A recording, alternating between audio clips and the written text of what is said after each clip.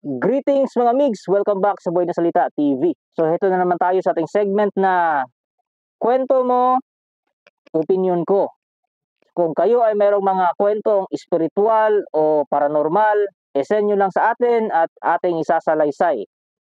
Pagkatapos nun, gagawa natin ng opinion o magbibigay tayo ng karagdagang aral kung maaari o kung meron tayong maibibigay na karagdagang aral. So mga migs, huwag natin patagalin. Magpatuloy na tayo.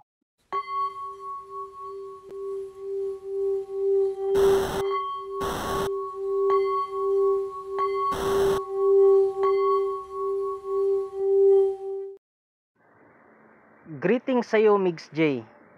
Itago mo na lang ako sa pangalang Kaloy. Ako po ay taga Cebu. Napakinggan ko kasi sa isang mong video ang kwento tungkol sa isang doppelganger. Sa tingin ko sa Davao de Oro yata yon. Ito namang sa akin, nangyari ito sobrang tagal na. Kasi po, ngayon ay may asawa at anak na ako. Nangyari ito nung elementary pa lang ako. Mga late 80s. Naisipan kong ibahagi ang kwento kong ito para na rin kapulutan ng aral ng ibang tao. Kasi po, hindi biro pag ikaw ay nagambala ng hunyango o doppelganger. Ang aking karanasan ay naganap sa isang probinsya sa Cebu. Nung kami ay nag-camping para sa Boy Scout. Ayaw sana akong payagan ng mama ko na pumunta sa lugar na yon o sumama sa camping.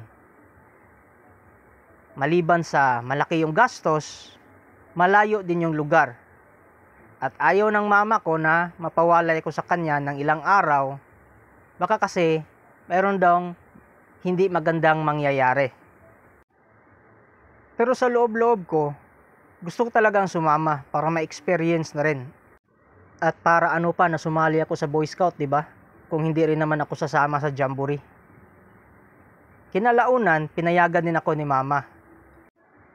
Pagdating pa lang doon sa camping site, ay medyo hindi na maganda yung pakiramdam ko.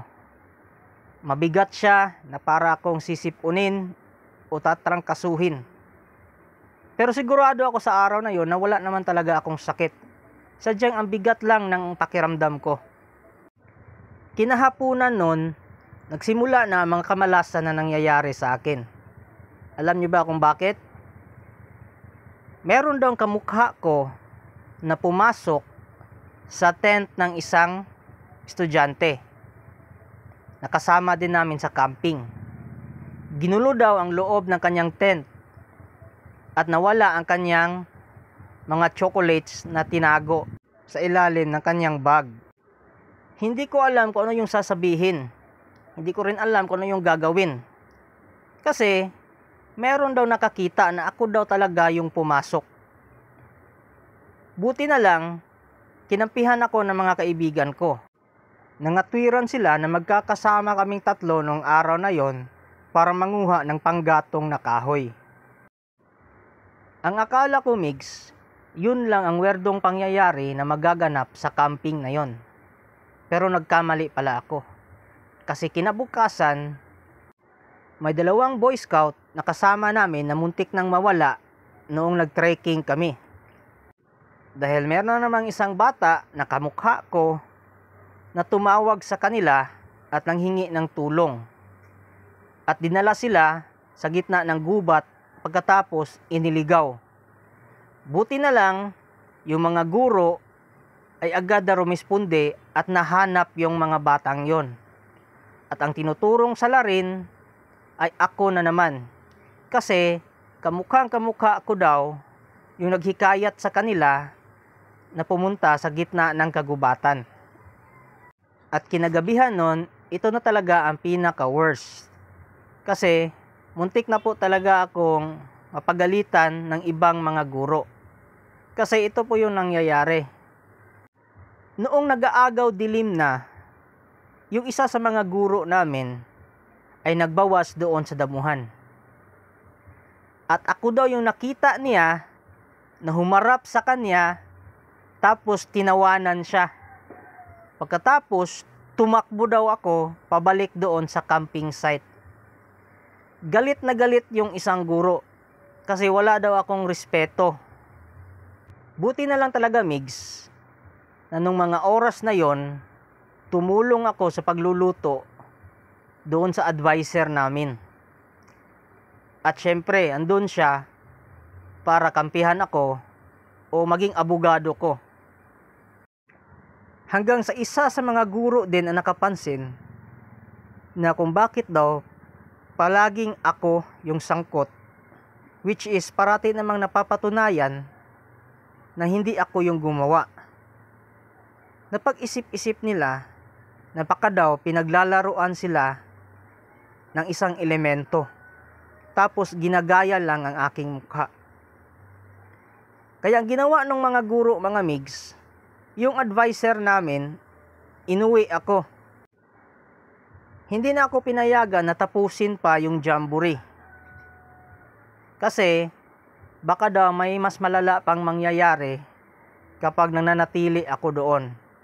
Kasi feeling nila ako daw yung ginagambala. Kasi ako daw yung parating ginagaya. Ano sa tingin nyo, mga Migs, ang nangyari? Bakit ako? Yo, Migs, Kaloy. Ito yung opinion ko Sa tingin ko, hindi iyon galing sa kagubatan yung elementals na yon. Siguro, lumakas lang yung presensya niya nung nakarating siya sa ganong lugar. Kasi nature yan mga elementals yan. Although territorial sila, pero sa tingin ko isang malakas na uri or high yung hierarchy nung elemental na yon. Kasi nagambala ka ng ganun. Sa tingin ko, sumakay siya sa negative energy na tinapon ng nanay mo. Kasi parang binati ka na rin ng nanay mo para kang inusog ng sarili mong ina. Negative yung approach niya sa camping mo. So parang doon sumakay yung negative energy na yon o entity na yon. Ito, opinion ko lang to And sa tingin ko, hindi yon galing sa kagubatan. Doon yun nakatira sa inyo. O di kaya, dumidikit din yon sa nanay mo. Hindi ako nagja-judge pero hindi natin alam kung ano yung background ng nanay mo, kung ano yung pinaggagawa niya. So, most probably, doon yung dumaan. Naging malakas lang yung presensya niya nung dumating ka na doon sa lugar. Siguro pagdating mo doon, ayun, masama yung pakiramdam mo. So, mas lalong lumakas yung entity kasi nagfi-feed siya sa negative energy mo. Kaya, ayun, nagagaya niya yung hitsura mo. Ito lang naman ay opinion ko O pwede rin na yung negative energy na tinapon sa'yo ng mama mo, kasi negative yung approach niya sa camping, nadala mo doon sa kagubatan. At yun yung inadapt nung elemental na nakatira doon sa kagubatan. To tell you honestly, ang hirap i-point out kung saan nanggaling yung elemental na yon. Kung sumama ba sa'yo o nangdoon na yon sa camping site doon sa gubat. Pero isa lang nasisiguro ko, elemento yon. Kasi elemento lang naman ang may ability na kumopya ng mukha ng isang tao. At hindi pa maganda yung pinaggagawa. So gusto kang ipahamak. So gusto niyang matupad yung negative na inisip ng nanay mo. Kasi inisip ng nanay mo may masamang mangyayari. Kaya gusto niyang matupad yon. Kasi may mga ganyang entity na gusto nilang pahirapan yung tao, mga negative entity. So anong napapala nila? Kapag nahirapan ka, natupad nila yung ginawa ng nanay mo, syempre magigilty yung nanay mo. At doon na sila kakapit sa nanay mo na naman. So doon na naman sila mag-feed sa energy niya. So it's just a matter of energy. Kasi pagkain nila yan Kung sa mundo ng mga tao, yung pagkain natin ay yung mga foods. Sa kanila naman, enerhiya. So, ingat kayo. Pag may mga lakad yung mga anak nyo, wag nyong batiin or usugin ng negative na pag-iisip or approach. Kung hindi nyo papayagan, gawan nyo talaga ng paraan na hindi makaalis.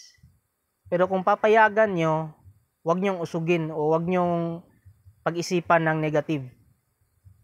But instead, ipagdasal nyo or bigyan nyo ng amulet, crystals, ganon. So, yun lang mga migs. Salamat sa pagpanood.